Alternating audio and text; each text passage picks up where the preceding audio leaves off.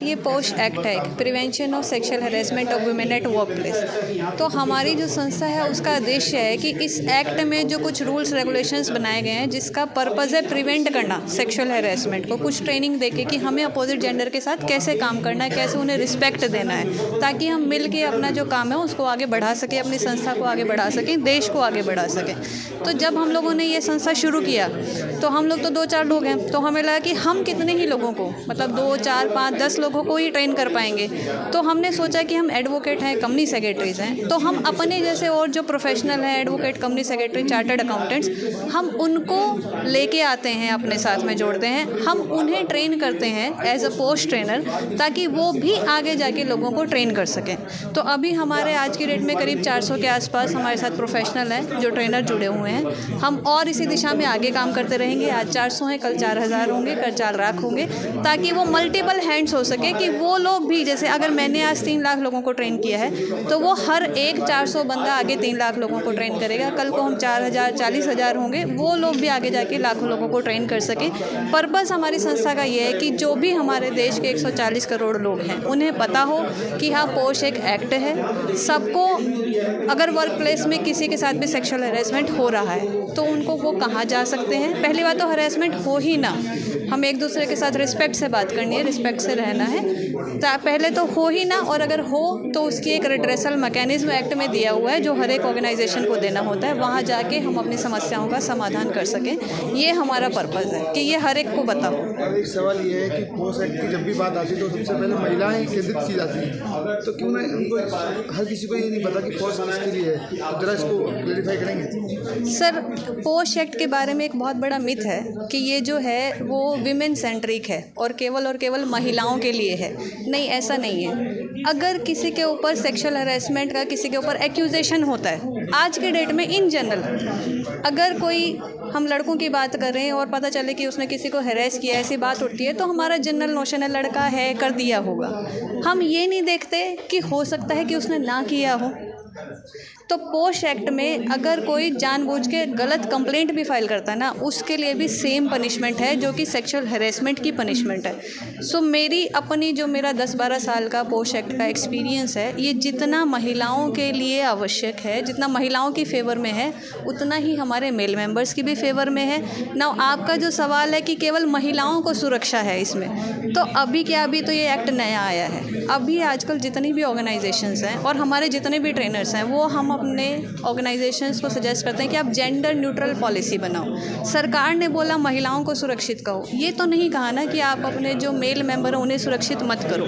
तो हमारा सजेशन उन्हें ये होता है कि जो पॉलिसी आपने विमेन की सेफ्टी के लिए बनाई है पोश एक्ट में, वही आप अपनी HR पॉलिसी में जेंडर न्यूट्रल पॉलिसी बना के उन्हें भी वही सारे राइट्स दो जो विमेन के लिए है। अपने 5 साल की स्थापना के बाद के जो वर्ष हैं और इस दौरान जो उनकी उपलब्धियां हैं, उस पर ये कार्यक्रम आयोजित किया।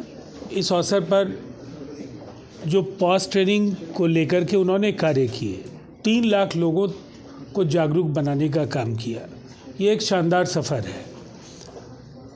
इस अवसर पर वो ट्रेनर्स को अवार्ड भी देने जा रहे हैं और निसंदेह अब जो हालात देश में तेज़ी से बदले हैं, महिलाओं को एक स्वस्थ और स्वच्छ कार्यस्थल मिले, इसको लेकर अभी जस्टिस नागरत्ना की बेंच ने भी कुछ बड़े ऑब्जर्वेशंस जो दिए हैं, जो डायरेक्टिव्स दिए हैं, हम ये उम्मीद करते हैं कि बहुत जल्द इनका क्रियान्वयन होगा। चाहे देश के तमाम राजनीतिक दल हों, केंद्र सरकार, राज्य सरकारें, PSUs, कॉरपोरेट घराने, इन सबको अपने यहाँ आंतरिक समितियों का गठन करना चाहिए और पोश की शिकायतों की जो प्रक्रिया है उसकी शुरुआत करनी चाहिए। आज हिंदुस्तान में पोश को लेके, इम्प्लीमेंटेशन को लेके ये NGO काम कर रही है, जिसके आज 5 साल पूरे हुए हैं। और यहाँ पे जो मेंबर्स हैं वो कंपनी सेक्रेटरी हैं, एडवोकेट्स हैं, चार्टर्ड अकाउंटेंट्स हैं। तो यहाँ ट्रेनर द ट्रेनर्स प्रोग्राम के तहत हम लोग पूरे हिंदुस्तान में पोश ट्रेनर क्रिएट करते हैं, और वो पोश ट्रेनर्स जो महिलाओं को पोश के बारे में ये बताते हैं कि आप किस तरीके का आपका वर्क प्लेस हो, वो सेफ़ हेल्दी वर्क प्लेस के लिए उनकी हम ट्रेनिंग देते हैं। तो आज बार बार सुप्रीम कोर्ट के लिए और अलग अलग कोर्ट्स इस पे ऑब्जर्वेशन दे रही है। उसके बाद भी ये दुख की बात है कि ये इसकी लॉ की इम्प्लीमेंटेशन आज के टाइम में भी सिर्फ 10% ही है। 90% नहीं होने का रीज़न है कि ये कहीं ना कहीं ये मेल डोमिनेटेड सोसाइटी है, जहाँ लगता है कि अगर ये हमने इम्प्लीमेंट किया तो महिलाएं ज़्यादा अपने आप को एम्पावर्ड हो जाएंगी, तो हो सकता है कि आने वाली दुनिया अलग हो। बट ये हमने हमेशा देखा है कि जब भी महिलाओं को पावर मिला है, उन्होंने ना अपने घर को इम्प्रूव किया है, बस आने वाले टाइम में उन्होंने समाज को भी आगे लेकर गए हैं। तो पॉश में हमारी यही मुहिम है, पिंक एंड ब्लू की यही मुहिम है कि हम आगे तक जाएँ और लोगों को इस पे जागरूक करते रहें।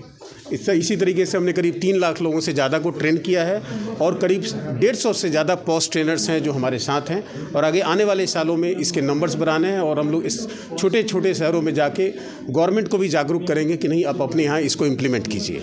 जब हम पॉश की बात करते हैं किसी भी संस्था पे, किसी भी जगह पे, तो ऐसा क्यों लगता है कि केंद्र में हमेशा लड़कियाँ हैं? कभी हम लड़कों को केंद्र में लेके आए? जी हाँ, कभी कही गई थी कि लड़के बोल नहीं पाते, लड़कियाँ बोल देती, इसलिए पॉश उनके लिए काम कर रहे हैं, तो लड़कों के लिए बिल्कुल ठीक कर रहे हैं आप। देखिए, ये लॉ है, ये लॉ महिलाओं के लिए है, और ये बात भी सच्चाई है कि जब आप डेटा देखेंगे कि कितने लोग काम करने वाले हैं, तो आपको जो नंबर मिलेगा वो सिर्फ 15 से 20% का मिलेगा। 15 या 17% का है जो कि महिलाएं वर्किंग हैं। क्यों महिलाएं वर्किंग नहीं है 50%? कभी हमने सोचा? इसके पीछे यही बड़ा रीज़न है कि ये जो अगर 15% थे, उनको भी तो 50% तक हम लेकर आएँ। तो सबसे बड़ा रीज़न है कि ये लॉ आने का कि महिलाएं इसको केंद्र में हैं। लेकिन मैं इस NGO का पर्सपेक्टिव से महिलाओं को केंद्र में लाना नहीं है। यहाँ हमें है हेल्दी सेफ वर्क प्लेस बनाना, और हेल्दी सेफ वर्क प्लेस तब बनेगा जब महिला और पुरुष दोनों एक दूसरे का सम्मान करें और दोनों एक दूसरे को समझें कि ये लॉ सबके लिए है, और वहाँ पे एक ऐसा एनवायरनमेंट क्रिएट करना है जो वहाँ आसानी से वो काम कर सकें और लोग फ्री माइंड से काम कर सकें।